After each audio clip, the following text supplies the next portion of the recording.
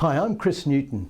In our last Friday tip, we looked at how to avoid being overwhelmed when it comes to handling leads, and why sometimes having someone else to qualify your leads before you speak to them can dramatically increase your productivity and boost your profitability. Now, that discussion raised questions about whether so-called automated sales funnel programs are the answer to handling lead overwhelm. In other words, should you invest in a computer program that sends out a pre-written series of template emails automatically to your leads every week or two? Now, are these sales funnel computer programs effective in keeping your leads warm? The answer is yes and no. Let me explain what I mean by that.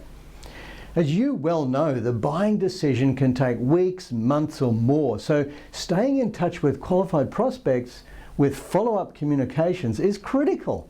No question there. But here's the catch.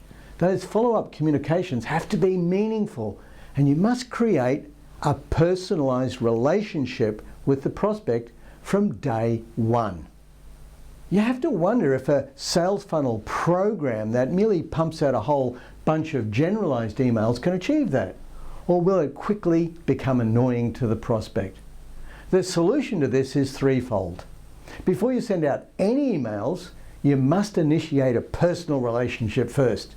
That is, whoever you nominate, whether it's you or somebody else, to make that initial contact needs to spend time getting to know what the inquirer is looking for, and let them know that you'll keep in touch with relevant and timely information.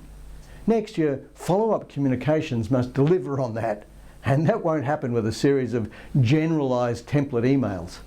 Imagine in contrast a personalized communication, one that starts off perhaps, "John and Mary, thanks for your inquiry. Your project does sound exciting. And when we spoke, you mentioned such and such was important to you. With that in mind, I've attached such and such." Much more powerful in maintaining a meaningful relationship, wouldn't you agree? And finally, emails alone won't cut it. They should be just one component in your schedule of communications.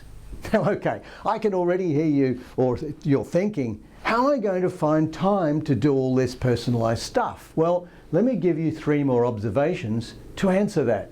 First, put a pencil to what a sale is going to be worth to you. A qualified lead. Thousands of dollars, yes? Tens of thousands of dollars.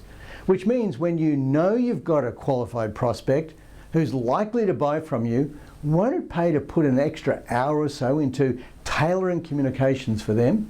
It sure beats blindly sending out emails to a whole bunch of leads on your database that are probably already cold, and you don't even know it.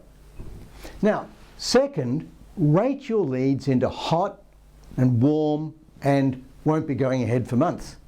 This way you can prioritize your time and your energy and focus on your most likely prospects who are likely to buy now, and put the others on a regular communications program.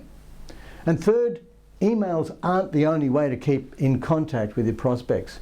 So schedule in some phone calls, not merely to ask, by the way, how are you going with that quote, which is an absolute sales killer, but to add value to them in some way, to give them an update, perhaps to tell them that you've found some interesting new finish or product that you think they may like to consider.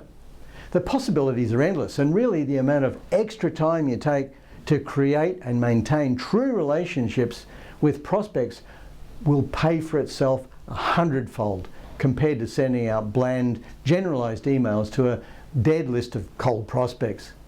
Again, I know Neville and I are always saying this, that what we're able to share in these brief tips is just a tiny fraction of the whole approach. But if you follow these guidelines, you'll have less time chasing dead leads, more time with your family, more sales success, and more profit.